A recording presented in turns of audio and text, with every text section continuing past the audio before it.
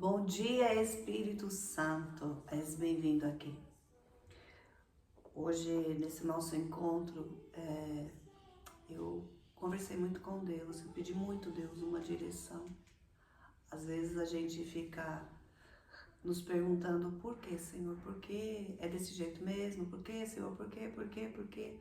E hoje o Senhor me deu uma direção e eu queria compartilhar isso com você. Nós temos que parar de perguntar para Deus por quê, Senhor? E nós temos que perguntar para Ele, Senhor, para quê? Para quê, Senhor? Para que isso está acontecendo? Para que eu estou vivendo essa história? Para que, Senhor, eu estou passando por essa tribulação? Para que, Senhor? Para quê? Eu lembro que Jó, no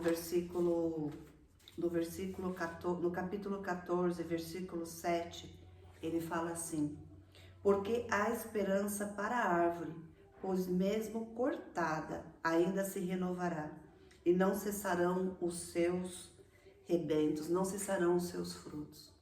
Às vezes a gente acha que quando uma situação termina, parece que é o fim, mas o Senhor está falando pra gente, ainda tem vida aí. É muito engraçado, às vezes a gente pede para podar as árvores da nossa... Por exemplo, eu gosto muito de mexer com plantas. E às vezes vem um rapaz aqui, ele poda a árvore e quando ele corta, parece que ele matou aquela árvore, sabe? Parece que ela não vai brotar mais, ela não vai frutificar mais. A vizinha da minha frente, ela tem uma primavera branca linda, linda. E quando tá na época, aquela primavera, ela floresce. E aí, às vezes tem dias que você chega, a calçada tá repleta de flores, né? Daquelas florzinhas que caíram. Mas em determinada época do ano, o marido dela vai lá e ele corta ela, assim, parece que ele quer matar aquela planta, sabe? E você olha assim, você fala, nossa, ele tá cortando aquela planta tão linda. Só que quando chega na estação, na hora dela florescer de novo, parece que a cada ano ela tá mais bonita. Parece que ela tá mais bonita. E nisso o Senhor me ensina uma coisa. Às vezes a gente fica o tempo todo, quando acontecem situações na nossa vida, a gente fica perguntando para o Senhor, por que, Deus? Por que você permitiu tal coisa? Senhor, por que isso aconteceu? E a gente fica questionando Deus, né? E tem até um louvor que fala assim, a gente não explica a Deus. Deus não tem explicação, Deus se vive as coisas dele. E com a nossa vida não é diferente. Às vezes acontecem algumas situações na nossa vida que a gente é como essa árvore. O Senhor, Ele poda, Ele apara as arestas. E a gente às vezes não entende, a gente fala, ai, mas por que Deus está fazendo isso por mim? Por que isso está acontecendo? Nossa, eu estou fazendo tudo tão certo, mas tudo está acontecendo de errado. Parece que o mundo está contra mim. Não tem hora que a gente sente que o mundo parece estar contra mim? Ninguém me enxerga, ninguém me entende, ninguém me vê. E aí eu lembro que nós somos como essa árvore plantada. Mas ela pode ser podada, mas ela não morre. No tempo certo ela vai florescer. O ano passado, eu tinha um rapaz que sempre cortava uma árvore bem grande que eu tinha na frente da minha casa. E aquele rapaz não conseguia vir cortar a árvore. E ela estava afetando a fiação, estava entupindo as calhas. E aí eu conversei com um rapaz e ele veio e falou, não, eu sei podar essa árvore, eu sei cortar. E ele veio, ele catou um machadinho, mas ele foi dando aquelas machadadas na árvore, ele foi cortando, cortando, cortando. Aí os meus vizinhos me ligaram, Leia, o que está acontecendo? Tem um rapaz lá na frente da sua casa que ele está cortando a sua árvore a machadada. E aí ligou um, ligou dois, ligou três, eu falei, meu Deus, deve estar acontecendo alguma coisa. Quando eu cheguei, ele não sabia fazer aquele processo, ele não sabia. Então ele estava, ao invés dele fazer as podas certas, os cortes certos, ele estava matando aquela árvore. Eu falei, para, pelo amor de Deus, para, não dá mais uma machadada nessa árvore, sabe? E ali eu falei para ele, você matou a árvore. Gente, ele cortou, ele deu cada machadada, ele cortou aquela árvore. Eu falava, meu Deus do céu, como é difícil quando a gente coloca a pessoa errada para fazer uma coisa. Mesmo que ela tenha boa vontade, mas às vezes ela não tem o preparo para fazer aquilo. E ele não tinha aquele preparo. Ele era um rapaz que ele estava acostumado a limpar, sabe, terreiros quando você quer tirar o mato. Ele era muito bom para aquilo. Mas ele não sabia podar aquela árvore. E eu olhei para aquela árvore e me deu uma tristeza. Eu falei, nossa, meu Deus, matou a árvore. Uma árvore de tantos anos. Mais de 20 anos que essa árvore está na porta da minha casa. E aí os vizinhos passavam e falaram, nossa, Léa, matou a árvore. Ai, matou a árvore. E aí eu falei, não, tenho certeza que Deus não vai deixar que essa árvore morra. Ela vai dar uma força para ela e ela vai ressurgir. E foi de pouquinho em pouquinho, assim, quando eu vi, passado um tempo, eu vi um pequeno galho, um pequeno fruto. Aí o Senhor falou, ainda tem vida aí. Ainda tem vida aí. Às vezes a pessoa que você colocou, ela não estava preparada, mas ainda tem vida aí. E foram passando os meses e aqueles brotos foram aparecendo. E hoje, assim, ela ficou com um formato meio torto, sabe? Mas ela já está cheia de folhagens. Ela já está reassumindo o seu papel, que é da sombra, que é os passarinhos que pousam nela. Mas por quê? Ela conseguiu sobreviver àquela situação, só que aquela situação deixou marcas nela, ela ficou diferente, digamos assim, ela ficou diferente. E às vezes, a gente faz a mesma coisa com a nossa vida. A gente deixa que alguém venha com um machado e comece a matar, a roubar. E sabe quem faz muito isso? Sabe quem é especialista de fazer isso na nossa vida? O inimigo. Ele não vem com amor, ele vem com um machado. Ele quer cortar, ele quer matar. Mas aí o Espírito Santo nos alerta. No meu caso, o Espírito Santo foram os meus vizinhos. Leia, o rapaz está matando a sua árvore. Corre para sua casa. E aí é o Espírito Santo que nos alerta. Filha, você está deixando o inimigo usar o machado na tua vida. Ele está matando você. Para, não deixa. Grita, chega, não vai cortar mais. Para. Porque o Senhor vai mostrar para você que ainda tem vida aí dentro. E isso acontece muitas vezes na nossa vida. Acontece, acho que todos os dias. Todos os dias a gente olha para uma situação e a gente fala, poxa, agora é o fim. Agora não tem mais jeito, não. Às vezes a gente olha para as nossas finanças, a gente fala, agora não tem mais jeito, não. Você olha para as situações e você diz, não, eu acho que acabou a história. E hoje eu quero compartilhar uma história com vocês, tá bom? Quero compartilhar uma história que aconteceu comigo em 2016. Às vezes, eu confesso para vocês que eu fico meio intimidada e fico até meio reticente quando eu vou contar os meus testemunhos. Mas hoje pela manhã, eu estava orando ao Senhor e eu estava falando com Ele, Pai, eu estou fazendo esses vídeos nesse canal do YouTube, é isso que você quer que eu faça? Você quer que eu continue? Você quer que eu pare? O que você quer que eu faça? Porque às vezes a gente se depara com determinados caminhos que a gente acha que não está acontecendo, sabe? Parece que não está fluindo. Às vezes dá uma sensação, a gente começa a se questionar, será que foi isso que você me chamou para fazer? Será, Deus, que foi dessa forma que você quer que eu faça? E aí eu estava ali orando, depois fiz uma oração junto com o profeta Vinícius Iracete, ele estava orando e eu entrei na oração e eu fiquei ali ouvindo aquela oração. E aí eu comecei a colocar um louvor, eu comecei a ouvir um louvor. E conversando ali com Deus e falando, Deus, como é para fazer? Qual é o jeito certo? Qual é a direção? E aí eu comecei a ouvir um hino da Isadora Pompeu, aonde aquele hino que ela canta, bênçãos não tem fim. E no meio disso, eu vi ela contando um testemunho de como Deus tinha preparado essa música para ela. Tá lá no canal do YouTube, dá uma olhada lá depois, que é muito edificante. E aí, aquilo começou a falar comigo, a letra começou a falar comigo.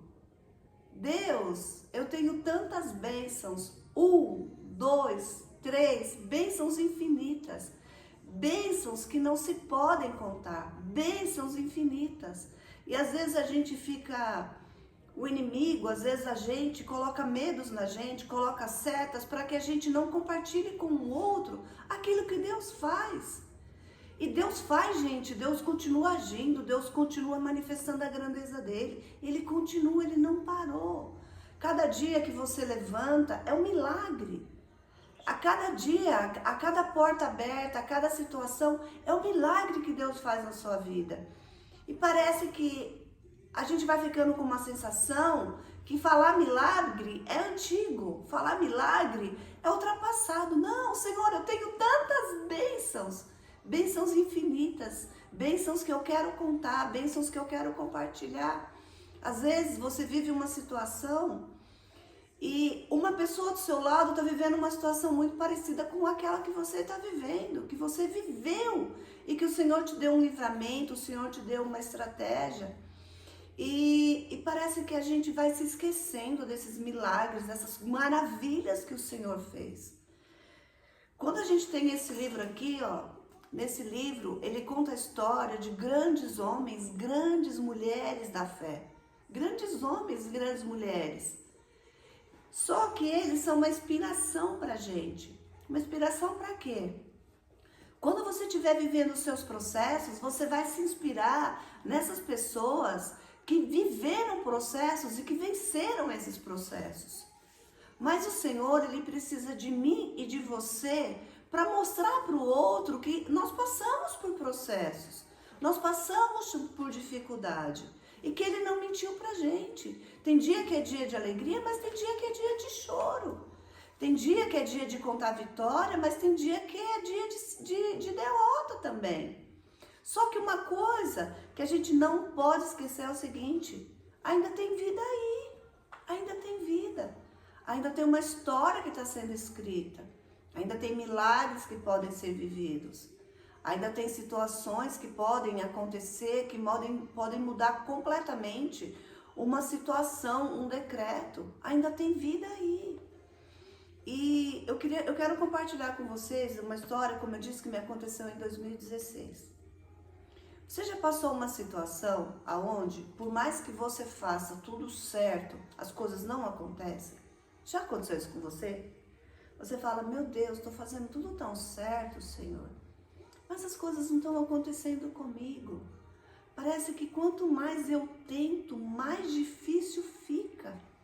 Parece que quanto mais eu tento abrir essa porta, parece que mais ela se fecha para mim.